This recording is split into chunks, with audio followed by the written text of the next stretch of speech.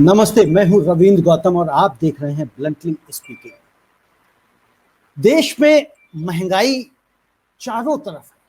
हम सिर्फ petrol diesel को ही रो रहे होते हैं कि पेट्रोल और डीजल की कीमतें बढ़ रही हैं, लेकिन दूसरी तरफ तेल की ही बात करें तो खाने के तेलों की भी कीमतें बढ़ती चली जा रही हैं।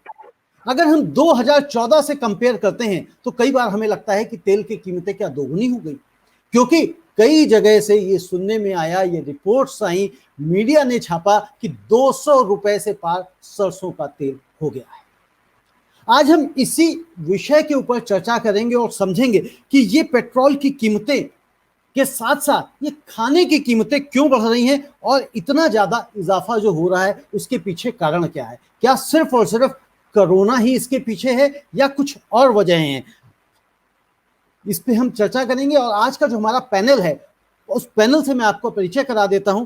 डॉक्टर सुवैना मल्होत्रा हमारे साथ हैं, जो कि एनसीपी की स्पोक्स पर्सन है। वीरेंद्र गोयल कन्वीनर है आस एनजीओ के। संदीप ठाकुर सीनियर जर्नलिस्ट हैं हमारे साथ में। Anjulika Joshi, doctor Anjulika Joshi social activist हैं। और इसके साथ साथ प्रियांक खंडेलवाल हैं, जो डायरेक्टर हैं खंडेलवाल एडिबल ऑयल्स लिमिटेड के।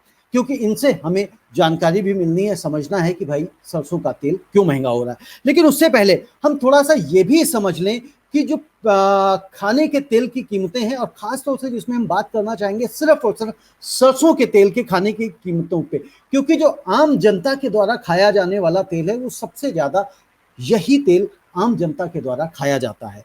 अगर आप 2014 मई 2014 और आज 6 जुलाई 2021 के डेटा का कंपैरिजन देखें, चंडीगढ़ में मई 2014 में 90 रुपए प्रति लीटर था सरसों का तेल और आज 157 बिक रहा है। और ये 67 रुपीज का वेरिएशन है अगर आप इसको इस तरह से देखें।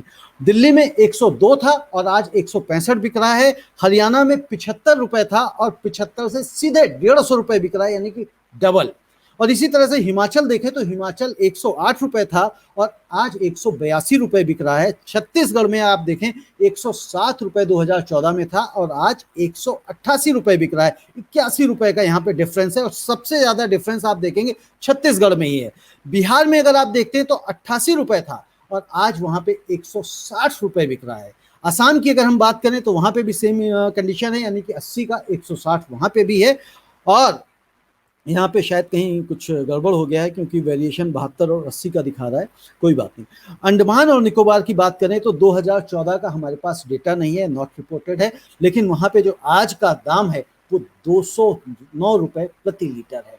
हम ये समझना चाहेंगे कि ये दाम इतना महंगा कहां से और कैसे क्यों हो गया यकायक अचानक, क्योंकि आप सिर्फ एक महीने पहले चले जाते हैं, 2 महीने पीछे चले जाते हैं तो 118 120 रुपए कीमतें थी, लेकिन मई से लेके जून जुलाई में ही इतनी ज्यादा कीमतों का बढ़ जाना ये क्या दर्शाता है? क्या इसके ऊपर गवर्नमेंट का कोई कंट्रोल नहीं है? गवर्नमेंट की पॉलिसीज के कारण ऐसा हो रहा है, या जो कहा जा रहा है कि मांग ज्यादा हो रही, लोग ज्यादा खा रहे हैं और पीछे से शॉर्टेज है?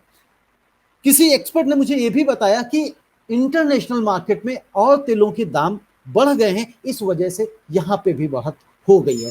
अब यहां पे ये समझने वाली बात है कि हमारे देश के अंदर 56% जो तेल है, खाने का तेल, वो इंपोर्ट किया जाता है, आयात किया जाता है। बाकी सारा का सारा तेल यहीं बनता है, यहीं उपज होती है। यहाँ पे जो 4,000 रुपए प्रति क्विंटल सरसों थी, जो सरसों जिससे तेल निकाला जाता है, सरसों का तेल, वो आज की तारीख में 70 से लेके 75 100 रुपए प्रति क्विंटल बिकने लग गया है। इन्हीं सब विषय पे हम चर्चा करेंगे।